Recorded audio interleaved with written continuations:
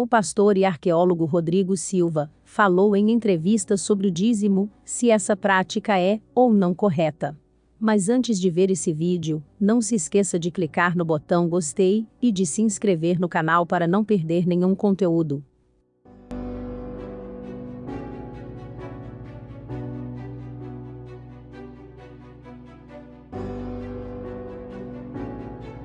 A gente falando sobre, né, a caridade, enfim, esse ato, né, que você teve nesse momento, me lembrou a questão do dízimo também, que muitas pessoas ficam ainda confusas sobre o que a Bíblia nos diz, que devemos, né, doar o nosso dízimo do nosso trabalho.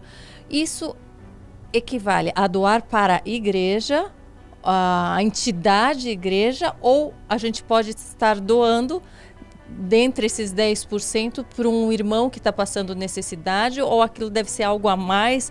De que forma, segundo o estudo, a gente administra esses...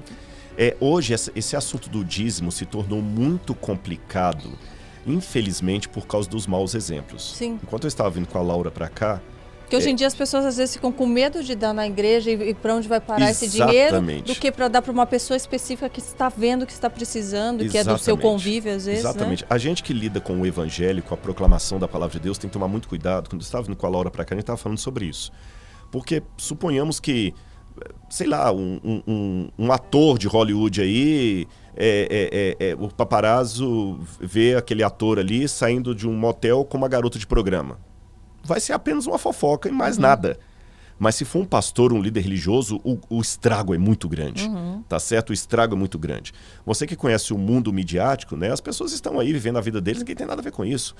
Mas aqui não, as pessoas estão esperando algo mais de nós. Sim. E quando tem um escândalo no mundo religioso, escândalo dito em nome de Deus, o estrago é muito grande. E como infelizmente alguns líderes se apropriam do dízimo para enriquecer, enriquecimento ilícito e tudo mais, muitas pessoas ficam com o pé atrás. Mas vamos ao que a Bíblia diz. A Bíblia estabelece o seguinte, pela versão bíblica, o dízimo é algo que você dá ou doa, é algo que você devolve. Quando Deus colocou ali Abraão, por exemplo, ele devolveu o dízimo para Melquisedeque, que ele reconheceu como um sacerdote de Deus. Então a gente vê que é uma prática que já havia antes de Moisés. Sim.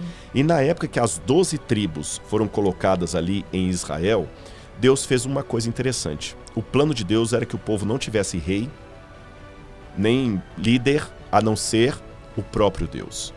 Então Deus colocou o seguinte, a capital de vocês será onde estiver o meu santuário. Antes de Davi conquistar Jerusalém, o santuário ficava em Siló, ou Shiló, como dizem em hebraico. E todos os anos as pessoas teriam que vir, pelo menos numa das 3 festas principais dos judeus.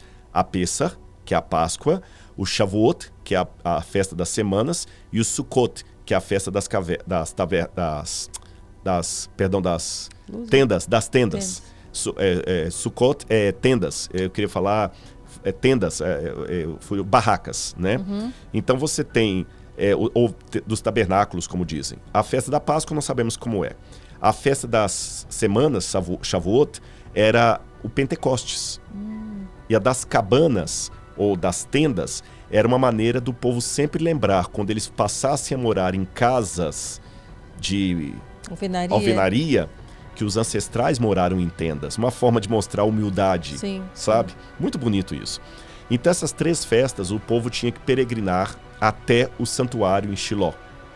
E o santuário devia funcionar continuamente para lembrar as 12 tribos quem eles são, a quem eles pertencem, qual é o Deus de Israel e o significado mais bonito, que era o evangelho em símbolos. Agora, como é que esse santuário deveria funcionar? Ele deveria funcionar com pessoas que se dedicassem 24 horas para aquilo. Agora, levando em consideração que era uma população agrícola... Como que iriam se manter, né, ali? Exatamente. Você tem guerra, você tem que mandar o filho para a guerra, você tem que colocar pessoas para te proteger, você tem que plantar e colher, isso toma muito tempo. Então Deus decidiu o seguinte, a tribo de Levi, que é a tribo dos filhos de Aharon, a tribo de Levi vai cuidar do santuário. E para que eles tenham tempo para cuidar apenas do santuário, que é muito detalhado, eles não vão plantar nem vão colher. vocês vão tirar 10% de toda a sua colheita, de tudo que vocês ganham. Na época não havia dinheiro em forma de moeda. A moeda só vai ser inventada lá pelo 8º século a.C. Vocês vão tirar 10% de tudo e levar para o santuário para a manutenção daqueles que trabalham na obra, na tribo de Levi. Então eles levavam de que forma? Levavam em forma de cereais, ou em forma de animais, ou em forma de ciclos de prata. Quando alguém vendia, porque os ciclos de prata eram pedaços de prata que pesavam numa balança. Então é como se eu falasse assim, Karina, eu quero comprar esse óculos. Tipo o quilo do ouro. Que exatamente, a gente já, Quanto que custa esse sofá? Esse sofá aqui custa 300 gramas de prata. Aí eu pego 300 gramas de prata e te dou pedaços de prata. Depois inventaram a moeda. Então as pessoas deveriam levar para manutenção. E os da tribo de Levi, para não se enriquecerem, eram os únicos que não tiveram uma terra para eles. Eles viviam sustentados dos dízimos que os outros davam. Com o passar do tempo, na época de Malaquias, Deus advertiu ao povo: vocês me roubam. E vocês perguntam, em que nós te roubamos? Nos dízimos e nas ofertas. Ele fala, trazei os dízimos à casa do tesouro, para que fique cheia a minha casa. Qual era a casa do tesouro? O templo, que eles estavam reconstruindo, o templo. Na época de Jesus, havia o shekel do templo. E Jesus nunca se opôs a isso. Já havia a questão de impostos e tudo? Havia impostos, e o imposto era separado do dízimo. Não fazia parte. Não fazia parte. Aí, quando vem o Novo Testamento, o dízimo continua. Tanto é que o dízimo continua que Paulo fala o seguinte, eu tenho o direito de viver do dízimo. Mas como Paulo tinha um problema ali, que muita gente não aceitava o apostolado de Paulo por causa do passado dele, Paulo falou, olha, para evitar confusão, eu vou ficar trabalhando em tendas, fazendo tendas como eu sempre fiz, mas eu teria o direito de viver do evangelho, viver do dízimo. Quem prega o evangelho tem o direito de viver dele, dizia Paulo. E as igrejas cristãs sempre tiveram o dízimo. Então a função do dízimo é a manutenção da obra de Deus. Então, elencando, qual seria o fator básico para o dízimo? Pagar a líderes, pastores, missionários, ajudar pessoas que estão na janela 1040. O que é a janela 1040? Quando você pega o mapa mundi e faz ali os quadrantes e tudo mais, a janela 1040 equivale justamente àquela porção do planeta Terra onde a maior parte das pessoas não são cristãs, onde é proibido pregar o evangelho. Então as pessoas vão ali e elas podem viver do dízimo. Missionários que são enviados, médicos missionários que deixam a vida profissional de médico aqui para ser um médico em algum país como a Etiópia, por exemplo, ou até no Brasil. Então, veja bem, um médico missionário. Está fazendo a caridade, mas o dinheiro está pagando a ele. E as igrejas também podem pegar esse dinheiro do dízimo que elas recebem e transformar isso numa caridade institucional, por exemplo. Por exemplo, eu posso dar o exemplo da própria igreja adventista. As escolas adventistas, elas não têm o preço da mensalidade que custaria normalmente. Porque uma parte dos gastos de uma escola, do UNASP, por exemplo, onde eu estudo, são subsidiadas pelo dízimo. Por exemplo, os professores de teologia, para que a mensalidade dos alunos fique mais barata. Você está entendendo? Porque na conta não fecha, só com a mensalidade não fecha. Estou falando com conhecimento de causa. Então ajuda. E nesse aspecto, por exemplo, eu, Rodrigo, eu prego em muitas igrejas. Já preguei em Igreja Batista, Assembleia de Deus, Batista do Calvário, Getsemane, Metodista. E muitas vezes os irmãos perguntam assim, quanto que é o seu sermão? Eu não cobro. A única coisa que eu peço para ir pregar lá é a passagem de avião, se for um lugar longe, ou a gasolina do carro, se for um lugar que dá para ir de carro, e um hotel para ficar, para você ter um pouco de privacidade. Mas eu não cobro. Às vezes, ao caso de algum lugar ou outro, alguma igreja dá uma camisa de presente, alguma coisa assim, mas não faz parte de um... Eu sou proibido até pela igreja de cobrar. Mas e daí como que você vive? Como você aí paga que é o as suas interessante. coisas? Como nós temos os dízimos, pelo menos o sistema que eu trabalho é assim. Esse dízimo tem uma divisão? Tem uma divisão. Acontece assim. Esse no formato adventista, mas há outros formatos, tá? Sim. O dízimo não fica na igreja local. Então você tem uma igrejinha lá em